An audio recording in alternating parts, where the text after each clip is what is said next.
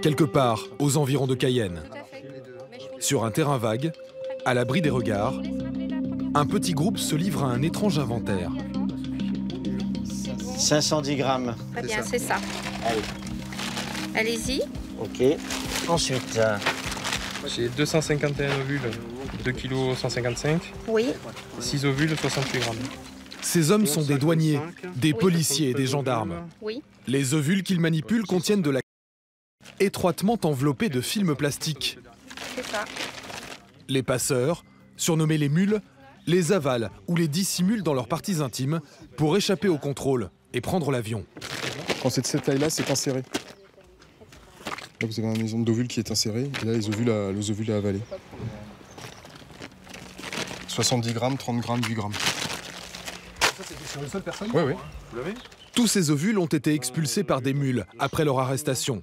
C'est le résultat de 6 mois de saisie dans toute la Guyane qui défile sous l'œil d'une greffière du tribunal. Voilà, 63 ovules, 870 grammes. C'est ça. Alors, 2017, 347. Ceux-là sont moins bien constitués, très dangereux. Parce qu'ils peuvent éclater et tuer la personne, en fait. 2017, 347. Il y a quelques mois, une femme qui avait pris l'avion en ayant avalé ce genre de capsule est morte d'overdose en plein vol. Mais ça n'empêche pas le trafic d'exploser. Plus de 500 kilos saisis cette année, 2 fois plus qu'il y a 2 ans. Les trafiquants se multiplient, le procédé s'industrialise. Je suis surprise effectivement de la quantité et surtout du conditionnement maintenant qui est différent avec des ovules de couleur. Effectivement, il y a des conditionnements qui ont changé, qui ont évolué, qui se sont raffinés, je dirais. Un bûcher improvisé avec quelques palettes, un bidon d'essence en guise de combustible. Il n'y a pas d'incinérateur en Guyane, alors policiers et gendarmes sont obligés de faire avec les moyens du bord.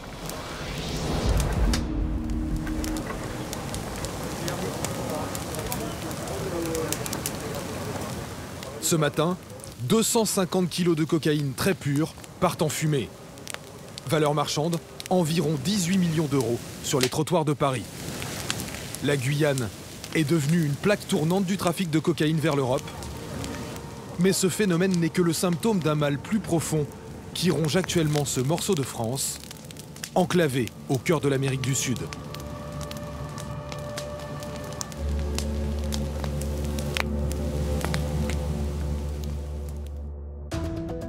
À 7000 km de la métropole, au cœur de l'Amazonie, ce territoire français grand comme l'Aquitaine est recouvert à 95% de forêts équatoriales inviolées. Des paysages magnifiques et préservés qui font la fierté de la Guyane. Au même titre que la fusée Ariane, qui depuis les années 70 décolle de la base de Kourou. Attention pour le décompte final. Mais derrière cette image qui fait rêver, il y a aussi une réalité sociale catastrophique. Un habitant sur 3 vit sous le seuil de pauvreté. C'est le ghetto, quoi. C'est les taudis. C'est un peu comme, vous savez, un peu les favelas comme au Brésil. La Guyane est une terre oubliée de la République. On se sent comme des Français de seconde zone. Début 2017, les Guyanais ont lancé un mouvement de protestation sans précédent. 6 semaines de grève pour dénoncer la misère, mais aussi la violence. Fusil à pompe. Avec 42 homicides en 2016, la Guyane est alors le département le plus criminogène de France. C'est récurrent, c'est des événements qui se commettent quasi quotidiennement, quasi. Une insécurité permanente et un trafic de drogue qui explose. Les douaniers sont de plus en plus confrontés au phénomène des mules, ces passeurs qui, pour prendre l'avion, cachent la cocaïne dans leur bagage ou à l'intérieur de leur organisme. Les collègues me parlent parfois de 20 mules par avion. Pour sauver la Guyane, l'État a débloqué 1 milliard d'euros. Mais est-il déjà trop tard ? Entre la natalité galopante et l'immigration clandestine, la population guyanaise va doubler d'ici 25 ans. Enquête au cœur de ce territoire du bout du monde, où tous les voyants sont au rouge et où la colère peut à nouveau exploser à tout moment. Cayenne, la préfecture de Guyane. Située sur une presqu'île au bord de l'océan Atlantique, le cœur politique et économique de la région recèle un charme désuet, avec ses rues à angle droit, ses bâtiments coloniaux défraîchis et ses vieilles maisons créoles. Cette métropole tropicale en apparence paisible est pourtant le théâtre quotidien d'une guerre sans fin menée par les autorités contre le trafic de drogue. Aéroport de Cayenne, 450 000 passagers par an. À quelques mètres des voyageurs qui sont en train d'embarquer, une femme vient d'être arrêtée. Alertés par sa nervosité à l'enregistrement, les douaniers ont déclenché un contrôle. Ils n'ont pas été déçus. C'est une découverte de 6 kilos, c'est-à-dire c'est sans doute la plus grosse découverte cette année sur une personne, pour un départ pour Paris. Donc ça se présente en différents pains en fait, de cocaïne qui étaient dissimulés à l'intérieur de sa valise dans des préparations de nouilles et d'espèces de lard, en l'occurrence chinois. Pour camoufler les pains de cocaïne, les sachets étaient hermétiquement refermés. Et afin que l'illusion soit parfaite, les trafiquants avaient même confectionné un leurre. En fait, c'était de fausses nouilles. Voilà, on le voit après. Et il y avait le pain qui est là, qui était dissimulé complètement. En sous-pesant, on s'est aperçu que ça n'allait pas, que ça ne correspondait pas, que c'était anormalement lourd. Donc ça a incité le service à aller plus loin dans le contrôle. Les douaniers n'ont guère de doute sur la nature de cette poudre blanche. Mais ils vont tout de même procéder à un test chimique pour confirmer leur intuition. Donc on met un petit échantillon de la marchandise qu'on a trouvée. Voilà. Et donc si ça vire au bleu, c'est de la assez pur. Hein. On peut penser que c'est au moins 65%, 70% de ça réagisse aussi bien que ça et instantanément comme vous avez pu voir.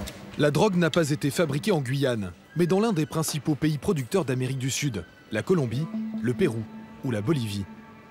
Cette femme est ce que l'on appelle une mule, un passeur employé par les trafiquants pour transporter la cocaïne jusqu'à Paris. Et ici, les douaniers en arrêtent tous les jours. Sur les plus de 500 kilos de cocaïne saisis l'an dernier en Guyane, 90% ont été interceptés à l'aéroport. Bonjour monsieur, montrez-moi votre carte d'embarquement s'il vous plaît. Rien de particulier dans votre bagage?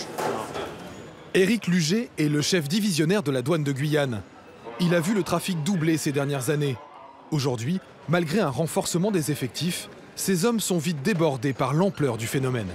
Pour parler très sincèrement, les collègues me parlent parfois de 20 mules par avion. On a beau rester très motivé, très mobilisé, on a conscience qu'on peut comparer ce fléau, on peut prendre l'image d'une baignoire dont le robinet serait ouvert à fond, qui n'arrêterait pas de couler, une baignoire qu'on s'efforce de vider avec une louche.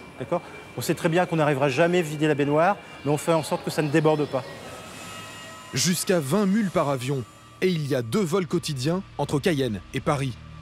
Alors pourquoi les douaniers ne parviennent-ils pas à stopper ce trafic?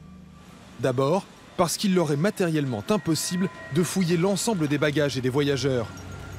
Mais l'explication tient aussi à une méthode bien particulière employée par les trafiquants et qui fait perdre un temps considérable à la douane. À l'enregistrement du vol du soir, ce jeune homme intercepté par les douaniers en est l'illustration parfaite. Il est français, mais il ne parle que le taki-taki, une langue de l'ouest de la Guyane. L'homme a l'air un peu déboussolé, comme s'il voyageait pour la première fois. C'est ce qui a attiré l'attention des douaniers. En fouillant ses bagages, ils ont fait une première découverte dans cette bouteille de shampoing. C'était à l'intérieur du shampoing. On a vu que c'était un petit peu lourd, on a mis une tige à l'intérieur, on a senti des masses, des petites masses à l'intérieur. C'était pas liquide à 100%. D'accord, merci. Donc ensuite on est passé au RX, l'appareil à rayon X, et on a vu qu'il y avait des formes ovoïdales à l'intérieur. Donc là on a ouvert, on a enlevé la crème et on a vu les ovules au milieu. 205 grammes de conditionnés en ovules. Mais les douaniers sont persuadés que l'homme en cache encore beaucoup plus à l'intérieur de son abdomen. On va aller à l'hôpital, on va effectuer une radiographie complémentaire pour voir s'il n'a pas d'autres ovules. Et voilà comment la douane se retrouve vite saturée. À la moindre suspicion de drogue ingérée, l'interpellé doit être conduit à l'hôpital pour examen. Et il faut 6 douaniers et une interprète pour mener l'opération à son terme. C'est la procédure. 20 minutes de trajet plus tard, c'est l'arrivée à l'hôpital de Cayenne et le début d'une longue soirée. Si le jeune homme a bien avalé de la cocaïne, il est potentiellement porteur d'une bombe à retardement dans l'estomac. Éric Luget connaît bien ce genre de profil. Des jeunes venus de la campagne, crédules sans perspective et prêts à risquer leur vie pour quelques milliers d'euros. C'est quelqu'un qui a 22 ans, qui est complètement perdu. On voit bien qu'il ne comprend pas ce qui lui arrive. C'est une personne qui ne voyage quasiment pas, donc elle est complètement perdue, elle n'est pas dans son environnement. On voit bien qu'elle est victime du passeur, du trafiquant, qui lui a fait miroiter 2000 ou 2500 euros pour passer un peu moins d'un kilo de cocaïne. 2500 euros et un billet d'avion gratuit pour la métropole. Le prix du danger, dérisoire, lorsqu'on sait qu'à Paris, un kilo de cocaïne se négocie autour de 70 000 euros. Le jeune homme est conduit en salle de radiologie. Après quelques minutes, le verdict est sans appel. Le bas, le haut, et puis effectivement sur le petit. C'est particulièrement clair. Les radios montrent qu'il y a effectivement une présence assez massive d'ovules qu'on va tester ensuite, mais qui n'ont pas de raison d'être autre chose que celle qu'on a trouvée dans la bouteille de shampoing il y a quelques minutes. Donc maintenant, on va au médecin de dire, mais pour nous, il n'y a pas grand doute. L'avis du médecin va confirmer que l'abdomen de la mule est entièrement rempli de dizaines d'ovules de cocaïne. Le jeune homme n'a pas réussi à tout avaler. C'est pour cela qu'il a fini par cacher le reste de la drogue dans sa bouteille de shampoing. Il est désormais pressé d'évacuer la drogue de son organisme. Il faut bien lui faire comprendre qu'il fait là-dedans. Hein? Là, tu lui dis, il fait là-dedans et il va nettoyer sa cochonnerie, mais après on verra. Quelques instants plus tard, Allez, vas-y. le jeune homme a expulsé une première quantité d'ovules qu'il va nettoyer un par un. Des capsules d'un peu moins de 10 grammes, compactées et étroitement emballées dans un film plastique.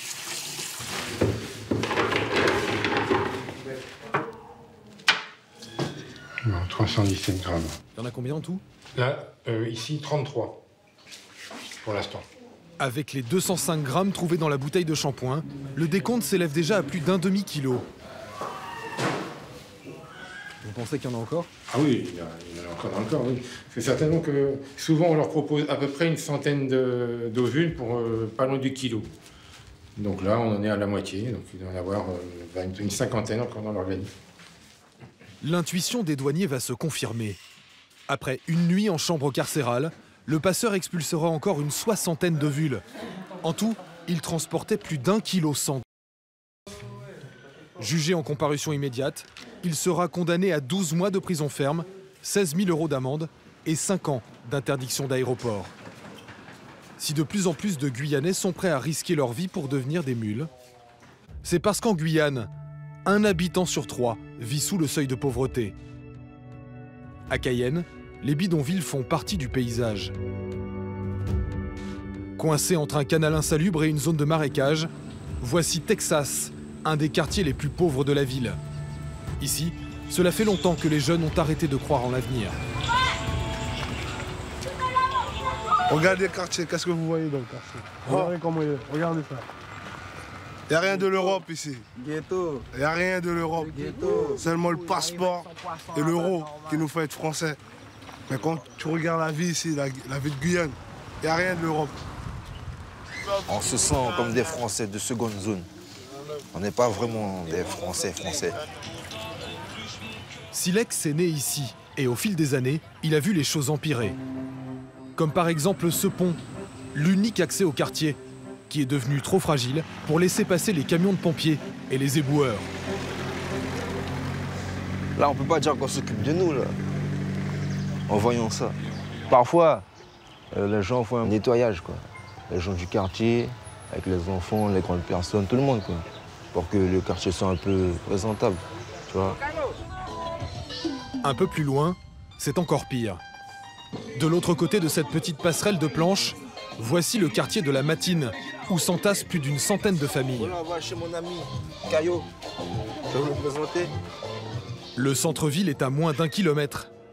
Mais ici, c'est un autre monde. Un bidonville aux ruelles étroites, avec des cabanes serrées les unes contre les autres, sur plus de 200 mètres. Aïe, aïe. Yes.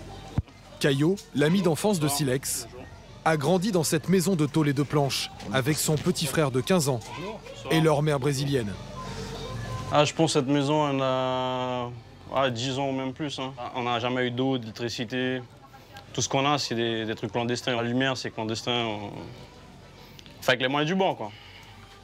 Là, c'est les toilettes. C'est la douche, les toilettes en même temps. Donc, vous pouvez voir comment c'est.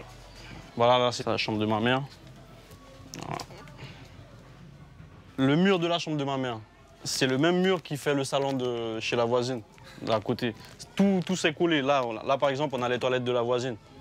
Si jamais il y a des trucs qui se passent, on entend tout. C'est le ghetto, quoi. C'est les taudis. C'est un peu comme, vous savez, un peu les favelas comme au Brésil. Là, vous avez vu le mur, il y a de l'eau qui tombe de partout quand il pleut. Ah ouais, c'est difficile, hein.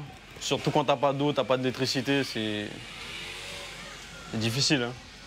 On va espérer un jour trouver un truc mieux, sortir du ghetto. Caio a réussi à trouver un travail de magasinier et un petit appartement en ville. Aujourd'hui, c'est lui qui subvient aux besoins de toute la famille, car sa mère est sans emploi et son frère toujours scolarisé. Pour le moment, impossible de leur offrir de meilleures conditions de vie. Voilà, là, c'est le chemin où les enfants passent pour aller à l'école. Entre les cabanes du bidonville, des fils électriques ont été tirés sans aucune protection. Donc là, tu as le courant, là. Là encore, tout ça, c'est le courant. Oui, ça va au fond de la maison. T'as les gosses qui jouent toute l'après-midi, toute la journée, qui peuvent prendre des coups de courant, c'est dangereux. Le seul aménagement du quartier, ce sont ces fontaines qui ont été installées par la municipalité. Tu as une carte, tu places ta carte là, vas-y, l'eau coule. Sans la carte, l'eau ne coule pas en fait. 10 € les 5000 litres, le même prix que l'eau du robinet en France métropolitaine. Et à qui on paye alors? La Société des eaux, comme tout le monde. Mais sauf qu'ici, c'est une carte. Tu recharges pour avoir de l'eau. Les pouvoirs publics semblent résignés à voir des bidonvilles comme celui-ci se développer un peu partout dans Cayenne. Un phénomène qui semble irrémédiable, car près de 40% des Guyanais en âge de travailler sont sans emploi. Regarde, viens, je te montre. Lui, tu vois, il prend son bain. C'est dur, hein, mais ça se passe comme ça. Les gens, ils savent pas, ils parlent, tu vois, ils savent pas qu'il y a des gens qui vivent comme ça ici. Ce contexte social catastrophique est le terreau idéal d'un fléau qui ronge la société guyanaise, la violence. Avec 42 meurtres en 2016, la Guyane a décroché le titre peu enviable de département le plus criminogène de France. Alors aujourd'hui, la gendarmerie a décidé d'appliquer la tolérance zéro. Ce matin, c'est sur un banal vol de voiture que le lieutenant-colonel Lefebvre va déployer les grands moyens. Alors ce qui s'est passé, c'est qu'un véhicule volé a été repéré par les patrouilles dans le secteur de Balata et il a été, pourchassé donc, par nos gendarmes. Il a été pris en chasse. L'individu a laissé son véhicule et est parti à pied dans la forêt ou dans le golfe ou dans les rues de Balata. C'est ce qu'on est en train de faire. On quadrille le secteur actuellement à plusieurs patrouilles afin d'essayer de le retrouver, quoi. Le fuyard a été repéré par une voiture de gendarmerie qui l'a poursuivi. Un rodéo qui s'est terminé au bout de cette rue. L'homme a abandonné la fourgonnette qu'il venait de voler et a semé les gendarmes en filant tout droit à travers la végétation. 1,85 m minimum, hein. Très fin et un haut comme le nôtre. Les renforts arrivent. Ils sont maintenant plus d'une trentaine de gendarmes à quadriller la zone. Et le lieutenant-colonel a encore d'autres outils à sa disposition.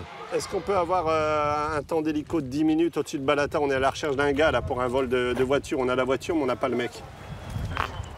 Ok, merci. Un hélicoptère et un chien de recherche aux trousses d'un voleur de voiture. On est très fort sur le terrain. Le but, c'est de le rattraper. Le but, c'est que tout le monde voit qu'on va le rattraper. On met les moyens hélicoptères, chiens, motos, voitures, gendarmes départementaux, gendarmes mobiles. Le but est de le rattraper et de montrer à tout le monde qu'on lâche jamais le terrain. La piste va mener les gendarmes jusqu'à la lisière d'un terrain de golf. Le chien semble avoir retrouvé la trace du fugitif dans ce ravin marécageux. le retour, on va revenir par là.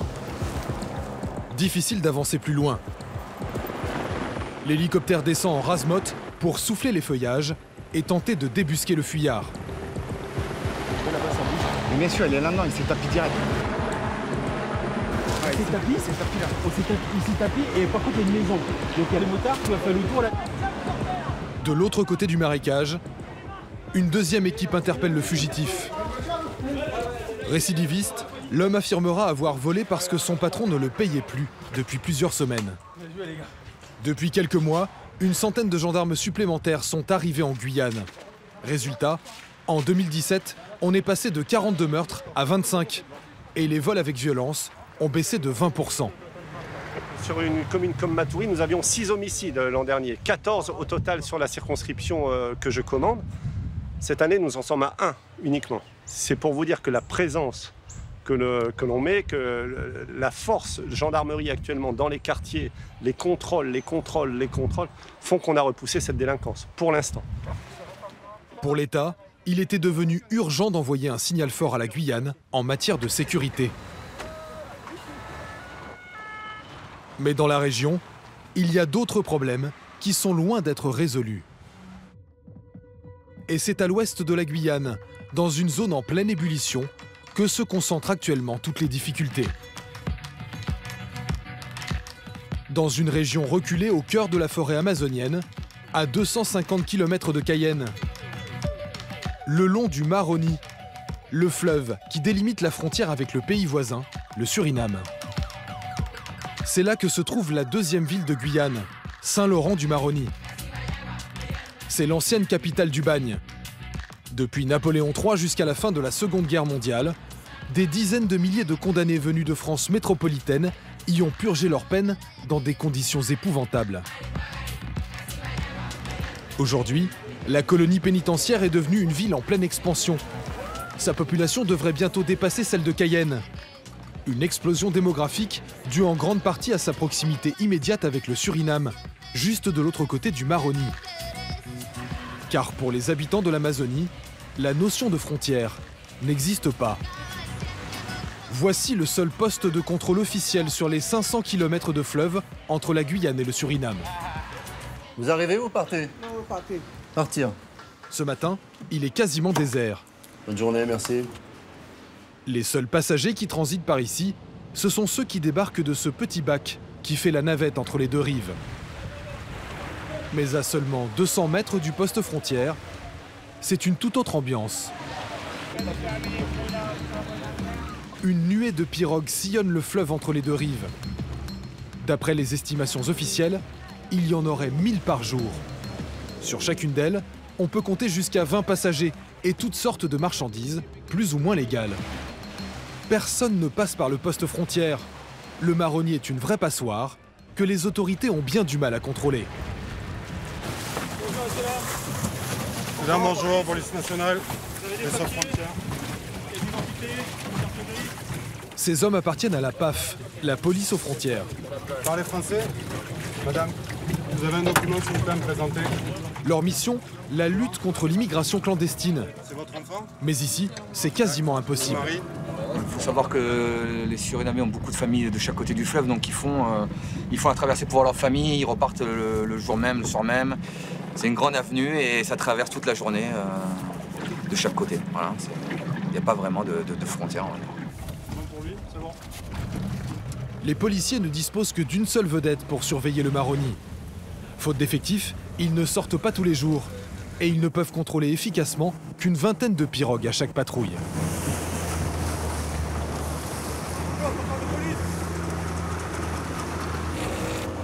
On va vérifier leurs documents administratifs, voir s'ils ont un visa, éventuellement un tampon de sortie du Suriname ou une carte de séjour ou de résident en Guyane française.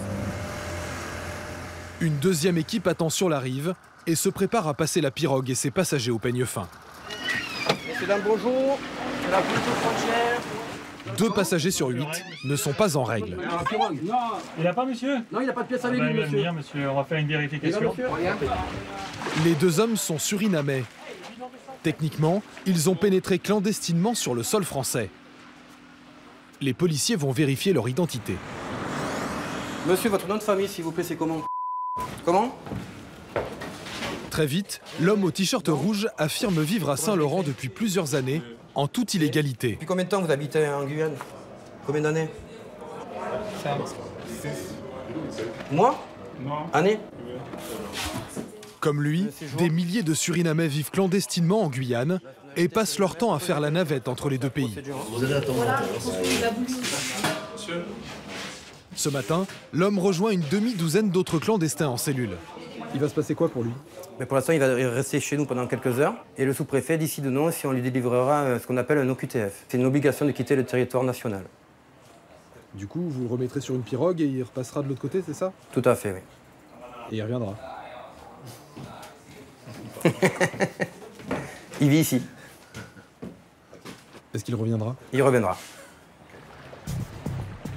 Et lorsque la nuit tombe sur cette frontière impossible à garder, les trafics en tout genre se multiplient.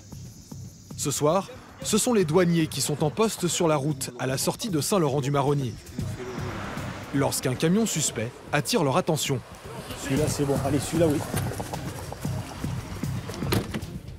Les trafiquants de drogue ou de cigarettes de contrebande venus du Suriname sont obligés d'emprunter cette route pour aller à Cayenne. Mais cette nuit, les douaniers vont faire une découverte plus inattendue. Bonjour monsieur, c'est un contrôle des douanes. Qu'est-ce que vous transportez? Des légumes. Vous l'avez acheté où? Vous avez du Suriname? Moi j'ai pris une partie sur... Montrez ce que vous avez. Le camion est rempli à ras-bord de fruits et légumes achetés au Suriname, où la vie coûte 3 à 4 fois moins cher qu'en France. Le chauffeur n'a pas de facture et n'est pas passé par la douane. Il tente malgré tout de s'expliquer. J'essaie de me débrouiller parce que là, ça fait un bon petit temps déjà que j'essaye de faire rentrer un peu d'argent. Mais pour les douaniers, le chauffeur n'a pas d'excuse. Il s'agit bien de contrebande. Donc vous allez nous suivre à la brigade et on va finir le contrôle à la brigade. En Guyane, ce trafic de produits de la vie courante est un gros problème.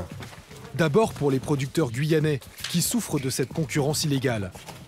Mais selon Éric Luget, le chef divisionnaire des douanes, le plus inquiétant est que ces marchandises venues du Suriname ne respectent pas les normes sanitaires européennes.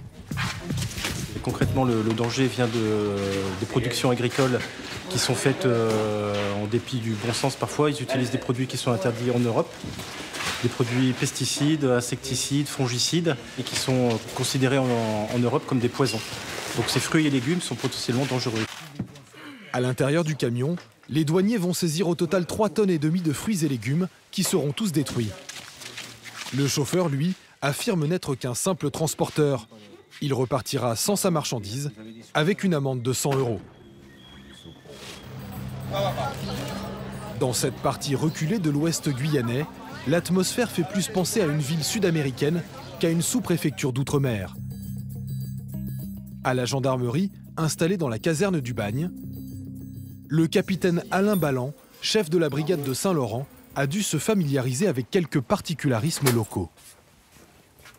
Donc voici les saisies d'armes. On a essentiellement du Baïkal, qui est l'arme la plus répandue, une arme de chasse. Ces armes de chasse, une simple carte d'identité suffit à les acquérir, tout simplement parce qu'en Guyane, on n'a pour l'instant pas besoin du permis de chasse. N'importe quel citoyen guyanais peut acheter avec sa simple carte d'identité un fusil de chasse à calibre 12. Ces fusils en vente libre sont une exception guyanaise. Et pour beaucoup, ils ne servent pas que pour la chasse. Le délinquant, lui, en fait, il coupe l'arme au ras de la poignée garde-main, il coupe au ras de la poignée pistolet, et ils en font une arme de poing. Entre 5 et 10 mètres, elle fait des ravages. En plus de ces canonciers strictement prohibés, ces 6 derniers mois, les gendarmes de Saint-Laurent ont saisi plus d'une vingtaine de fusils, quelques coupes-coupes et une demi-douzaine d'armes de poing. Quand vous intervenez, vous partez du principe que tout le monde en face peut être armé? Ici, il y a des armes dans toutes les maisons.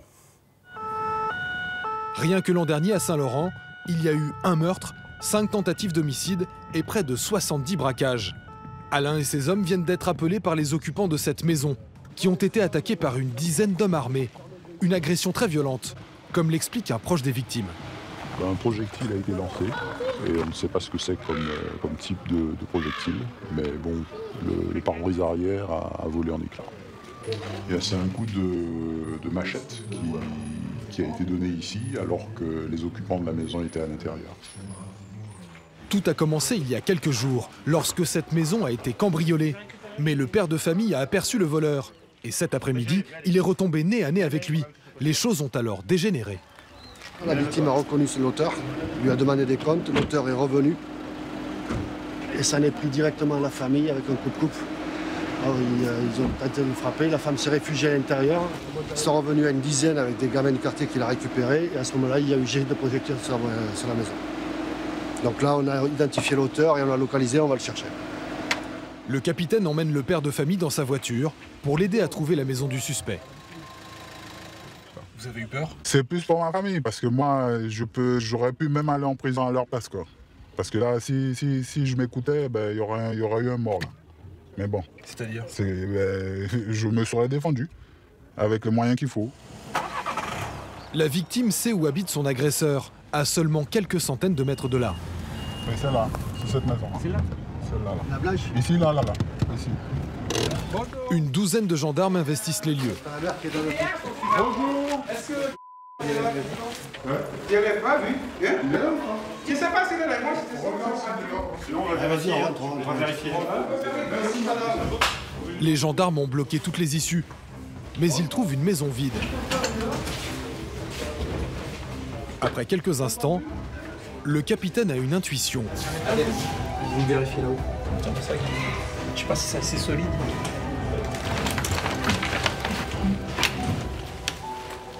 Ah, ça marche là-haut. Ça marche là-haut. Dans l'angle là. Dans l'autre direction là. Ça marche, ça marche. Viens là, viens là. C'est là-haut. L'homme prend la fuite à travers les combles. Taser, merde. Mais finalement, c'est à l'intérieur que le fugitif est interpellé. Il est passé à travers le faux plafond d'une chambre et est tombé directement dans les bras des gendarmes. Maman, ils ont même pas le droit de moi. Ah ouais, mettons. On l'extrait. Maman, ils ont même pas le droit de... Allez, on l'extrait. Moi, je parle avec toi. Ton fils, il est placé en garde à vue. Il est 18h, il est placé en garde à vue pour des faits de violence avec arme et dégradation volontaire en réunion. Une menace de mort. Un coupe-coupe. Il a failli découper un monsieur chez qui il a été volé. C'est récurrent, c'est des événements qui se commettent quasi quotidiennement. Quasi quotidiennement. Et là, on a la plainte, on a l'appel à la gendarmerie. Il faut savoir qu'il y a des faits similaires où la gendarmerie n'est pas mise dans la boucle. C'est bon, il est chargé? Ils sont partis? Allez, c'est bon, on décroche. Le jeune homme va être envoyé à Cayenne et traduit devant le tribunal. En comparution immédiate, il écopera de 18 mois de prison ferme pour violence avec arme et dégradation volontaire, avec menace de mort.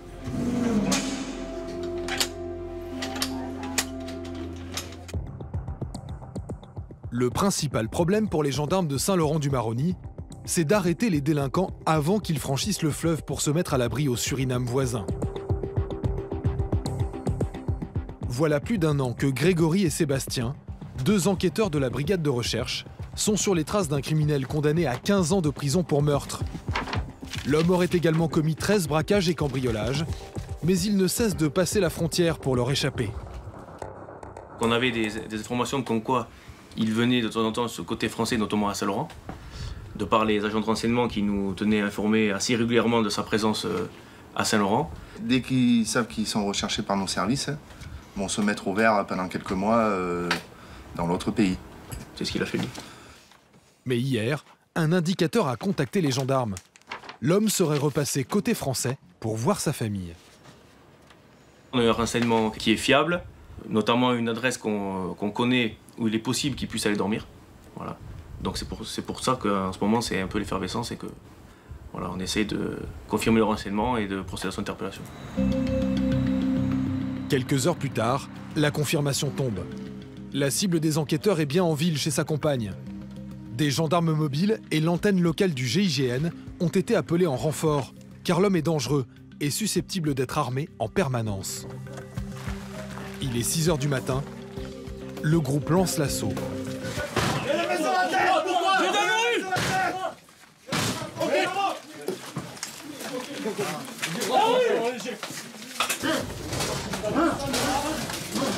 Comment tu t'appelles? Comment tu t'appelles? Tranquille, reste couché. Oui, c'est pour ça que... Les enquêteurs de la brigade de recherche prennent le relais. Tu parles français? Un peu? Bon, tu vas être placé en garde à vue, d'accord? Ok. La perquisition commence.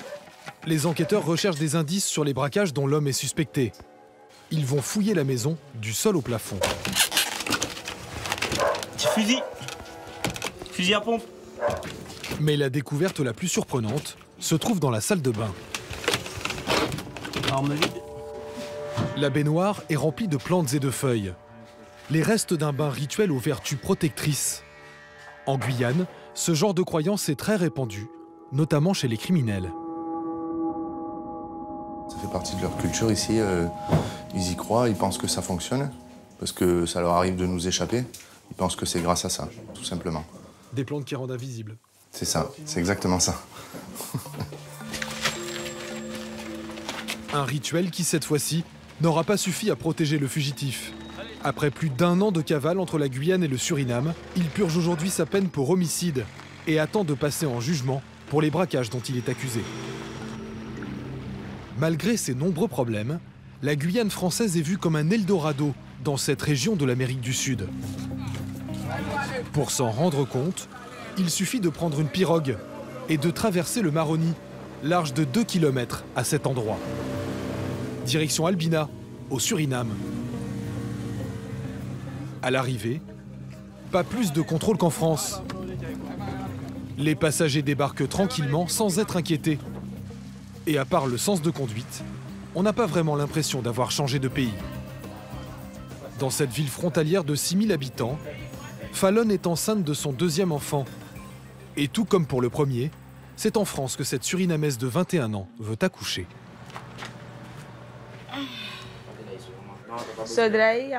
Quand tu es surinamais et que tu donnes naissance à un enfant en France, on te donne cette carte qui te permet d'avoir des médicaments gratuitement ou de ne pas les payer très cher. Ce matin, Fallon a laissé sa petite fille à une cousine. Ne vous moquez pas de mon allure, je n'arrive plus à marcher. Il fait près de 40 degrés, mais ça ne va pas l'empêcher d'aller à son rendez-vous, de l'autre côté du fleuve. Allô? Sur la pirogue, ni Fallon, ni les autres passagers n'ont l'air de redouter un contrôle. Après 5 minutes de traversée, la jeune fille va poser le pied sur le sol français, sans visa, ni titre de séjour. Elle est attendue pour sa dernière consultation prénatale à la maternité de Saint-Laurent-du-Maroni. Le centre hospitalier de l'Ouest guyanais occupe les locaux de l'ancien hôpital du Bagne. Des bâtiments vétustes, dont certains n'ont pas bougé depuis les années 40. En attendant l'inauguration prochaine d'un nouvel établissement flambant neuf, c'est ici que Fallon va accoucher. Madame Setia, vous venez avec moi? Le rendez-vous avec la sage-femme va avoir lieu en taki-taki, la langue du fleuve. Aujourd'hui, je vais voir si tout va bien pour vous et l'enfant. Vous sentez le bébé bouger? Comme Fallon, plus de la moitié des femmes qui viennent accoucher ici chaque année ne sont pas françaises. On a le devoir de s'occuper de tout le monde de la même façon, qu'il ait des papiers ou pas, qu'il soit en situation légale ou pas, ou qu'il ait une sécurité sociale ou pas. Donc, notamment pour les femmes enceintes, qui sont des patientes qui sont en situation plus précaire et donc dont on doit s'occuper de façon prioritaire, elles sont suivies comme n'importe quel autre patient. Né de parents étrangers, l'enfant de Fallon ne sera pas automatiquement français. Il faut que tu ailles à la mairie pour la déclaration de naissance. Déclaré en France, l'enfant se verra attribuer la nationalité française à sa majorité s'il justifie de 5 années passées sur le territoire. Chaque année, 2600 bébés voient le jour à la maternité de Saint-Laurent. C'est 3 à 4 fois plus que dans une ville française de taille équivalente. Cette forte natalité, ajoutée à une immigration impossible à contrôler, commence à perturber profondément le fonctionnement de la ville.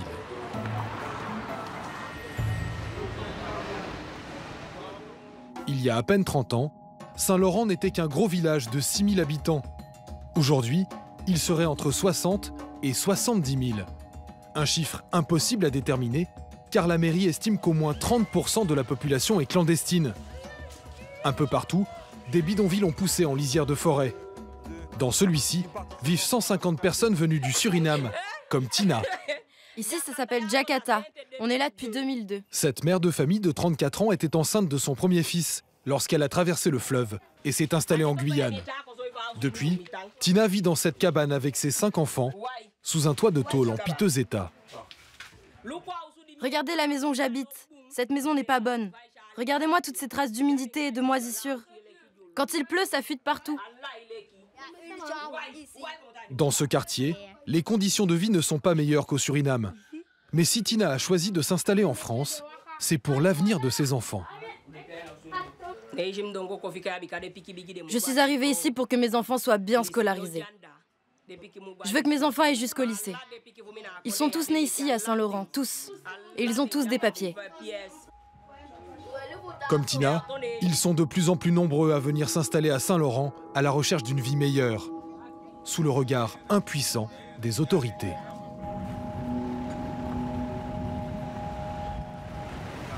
Léon Bertrand est le maire de Saint-Laurent-du-Maroni. Chaque semaine, il découvre de nouveaux bidonvilles qui gagnent sur la forêt. Cette nouvelle installation qui est sortie de terre depuis quelques mois, ça représente à vue d'œil entre 600 et 700 maisons par ici. Ce sont les nouveaux qui sont arrivés, qui sont là. Tout ça sont les nouveaux. Et qui continuent à construire par là-bas aussi. Léon Bertrand n'en revient pas. C'est toute une ville qui, jour après jour, se construit dans son dos. T'as vu ça un peu? Je savais qu'il y avait une évolution, mais pas aussi importante. Non, c'est ça, ça va trop vite. J'avais une vision qui maintenant est dépassée par la vitesse des choses. En quelques mois, eh bien, il y a des constructions nouvelles. Et voilà, ça va tellement vite que nous, on n'a plus le temps, on n'a pas les moyens de toute façon de suivre. Bonjour. Bonjour. Dans ce quartier, la population est majoritairement haïtienne. Rien que l'an dernier, 5 à 6 000 d'entre eux sont venus ici depuis le Suriname, après avoir traversé le fleuve Maroni clandestinement. Ça a beaucoup changé ici. De nouvelles constructions poussent tous les jours. Comme cette maison, que des ouvriers sont en train de terminer, sans paraître perturbés par la visite surprise de la police municipale. Tu voulais rentrer? Ils sont en train de construire une maison de façon illégale. Une belle maison, comme vous voyez. Ils sont en train de faire un job, ils font leur job. Que ce soit le mien ou la présence du patron aussi, du maire, ils ne sont pas impressionnés. C'est pour vous dire l'habitude qu'ils ont de construire des maisons rapidement, quoi. Et vous avez une particularité, vous avez vu, ils ont même encastré leur fil. Ça veut dire qu'ils vont faire une maison avec électricité. Ouais. Ces habitations construites au nez et à la barbe des autorités alimentent tout un marché noir du bâtiment. Je pense que là, avec le travail qui est accompli et les matériaux que je vois, on sera entre 17 et 20 000 euros pour la maison finie. C'est un tarif qui défie toute concurrence. Il n'y a pas de taxe foncière, il n'y a pas de déclaration sociale, il n'y a aucune taxe. La police municipale va quand même faire un rapport, mais les propriétaires de ces constructions illégales ne risquent qu'une petite amende. Un peu plus loin, le maire fait une autre découverte. Vous voyez le câble ici, là? Ici. Ça, c'est quoi? Câble de branchement électrique. Et qui, bien entendu, certainement, il y a plusieurs maisons qui sont branchées sur ce même câble, avec 1 ou 2 compteurs. Tout le monde le sait, EDF le sait, nous l'avons plusieurs fois alerté, il y a des rapports qui sont faits, mais personne ne bouge. Des raccordements électriques sauvages, des citernes et des réservoirs de fortune pour recueillir l'eau. Et voilà comment tout un quartier clandestin sort de terre en quelques semaines, sans que les autorités puissent l'empêcher. Résultat, le maire doit construire une nouvelle école tous les ans, car il a l'obligation de scolariser les enfants nés dans sa commune, qu'ils soient français ou étrangers. Faute de temps et d'argent, ces établissements sont le plus souvent en préfabriqué, comme celui-ci, où les enseignants et la directrice Clarisse Bigan prennent sur eux, malgré des conditions difficiles. La population explose, de plus en plus, les naissances augmentent d'année en année. Il faut bien se dire qu'on est dans un contexte particulier et que les enseignants, quand même, même avec tout ça, ne se découragent pas et continuent à faire leur travail au mieux. Voilà. Parce qu'il y aurait de quoi se décourager? Oui, il y aurait de quoi se décourager. Mais on voit bien quand même que des efforts sont faits, si vous voulez. Cette rentrée, la ville a accueilli 1200 écoliers supplémentaires. D'après les estimations officielles, Saint-Laurent-du-Maroni deviendra la métropole la plus peuplée de toute l'outre-mer d'ici 2030. La Guyane a accumulé des années de retard en matière de développement. Mais il y a un secteur que l'État n'a jamais négligé, celui de l'industrie spatiale. Proche de l'équateur, la base de Kourou est l'endroit idéal pour mettre des satellites en orbite. Un intérêt stratégique primordial pour la France et 1700 employés qui lancent en moyenne une dizaine de fusées par an. Parmi eux, il y a Joël Egalji, le patron du service opération de la base. À 43 ans, cet ingénieur né en Guyane a déjà une cinquantaine de lancements au compteur. La pression des comptes à rebours, il connaît bien. La campagne, ça dure 6-7 semaines en fonction du satellite et des opérations qu'il a réalisées. Au début, ça se compte en semaines, puis ça se compte en jours, et au final, ça se comptera même à la seconde près à partir de 10. Donc ça monte au fur et à mesure, c'est une belle montée d'adrénaline. Après des études supérieures en métropole, Joël est retourné en Guyane pour travailler au centre spatial. Le voici en 2000 sur son premier lancement en tant qu'ingénieur télécom. 17 ans plus tard, il est devenu responsable du service qui prépare toutes les campagnes de lancement. Nous sommes à la veille d'un nouveau décollage d'Ariane. Joël se rend au transfert de la fusée sur son pas de tir. Vous savez si le roulage a débuté? Ça a débuté le roulage? Non, pas encore. Il y a eu du retard et il est toujours dedans en fait. Il est toujours dedans? On est mal barré. Ah oui, on voit le lanceur. Merci. C'est la première fois que la fusée sort de son hangar. Dans ses soutes, elle emporte 2 gros satellites de télécommunications européens et indiens, dont voici les propriétaires. Une poignée d'industriels venus assister à la mise sur orbite de leurs bijoux. Bon, on va se mettre aux premières loges. Au ralenti, la fusée quitte la zone où elle a été assemblée. Direction le pas de tir, au cœur d'un périmètre de sécurité interdit d'accès, à 3 km de là. Ça vous inspire quoi, même après 50 lancements? Ça reste un bon moment. Le lanceur est caché en permanence derrière son bâtiment. Quand on le dévoile comme ça, c'est... Imaginez la mariée qui arrive et qui sort. Et... L'image est peut-être un peu forte, mais pour son dernier bal, son dernier voyage avant de quitter les terres guyanaises. Ariane. Joël a grandi avec, au rythme des lancements auxquels il assistait de loin, depuis le jardin de la maison familiale. Sans se douter qu'un jour, ce serait lui qui ferait voler la fusée. Ce soir, dans un petit village à quelques kilomètres du centre spatial, nous retrouvons l'ingénieur dans une tenue plus décontractée. C'est la kermesse municipale. Et lorsqu'il ne travaille pas, Joël anime une association de spectacles de son et lumière. Pour programmer des lasers et des projecteurs, il est aussi concentré qu'en salle de lancement. Ça a l'air quasiment aussi difficile que de faire décoller des fusées. Ce ne sont pas tout à fait les mêmes parties qui travaillent, mais le principe reste identique. C'est qu'à un moment donné, il faudra impérativement que ce soit présent, que ce soit à l'heure et que ce soit parfait. Joël monte ses spectacles en famille, avec ses 2 frères et sa sœur, tous très admiratifs de son parcours. L'ingénieur a été l'un des premiers Guyanais à prononcer le mythique compte à rebours qui précède un lancement. La première fois qu'il nous a dit qu'il lancerait une fusée qui ferait partie justement de l'opération, on était tous réunis et on était tous réunis puis on a regardé la télé. On était tous fiers de voir que c'était le seul petit noir dans la salle. C'était le seul petit Guyanais, le Guyanais. Puis depuis, maintenant, il y en a pas mal, il y en a beaucoup. Demain, Joël prendra les commandes d'un ordinateur beaucoup plus sophistiqué. Lui et son équipe vont devoir mettre 2 satellites en orbite. Le lendemain matin, la fusée a passé la nuit sur son pas de tir isolé au milieu de la forêt. À 12 km de là, dans les bureaux du centre spatial guyanais, Joël s'apprête à rejoindre son poste au centre de contrôle Jupiter. Un bocal interdit au public, à l'accès strictement contrôlé. À l'intérieur, une trentaine d'ingénieurs chargés de superviser le lancement. Télémesure, liaison avec la fusée, radar. Ici, chacun a un rôle très précis. En tant que responsable des opérations, Joël prend place au centre de la salle. Il va laisser ses équipes travailler, mais sera là pour les assister en cas de problème. Ici, c'est le lieu où transitent toutes les informations, que ce soit côté lanceur, du côté des satellites, du côté de tous les moyens de la base. C'est particulier parce qu'on va dire que c'est le calme avant la tempête invisible, parce que ça va bouillonner de plus en plus. Sur le toit du bâtiment, quelques dizaines de curieux sont venus assister au lancement. Au loin, par-dessus les arbres, ils peuvent apercevoir les 4 pylônes du pas de tir. Même à cette distance, le spectacle promet d'être mémorable. Au centre de contrôle, Joël et son équipe peuvent lancer le compte à rebours. Attention pour le décompte final. 10, 9, 8, 7, 6, 5, 4, 3, 2, 1. Top. Allumage Vulcain.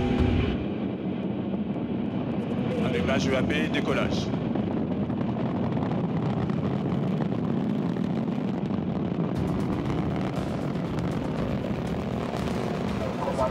Les 780 tonnes d'Ariane 5 s'arrachent du sol.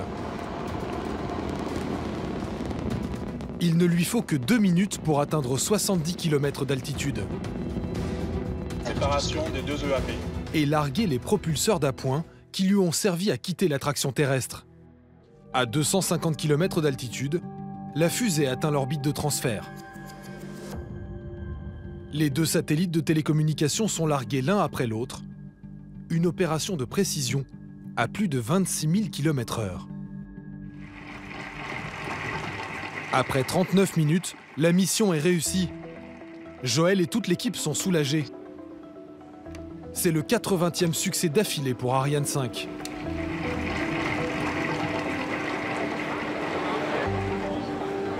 Là, oui, c'est le petit moment où on relâche tout. J'ai fini de trinquer, j'ai remercié tout le monde, j'ai félicité l'équipe. Donc je pense que je vais rentrer aller voir la famille. Vitrine de la Guyane, le spatial représente à lui seul plus de 15% de la production de sa richesse. Une industrie sur laquelle l'État a longtemps concentré ses moyens au détriment du développement. Aujourd'hui, il va falloir développer d'autres filières pour sortir de la misère l'un des territoires les plus pauvres de France.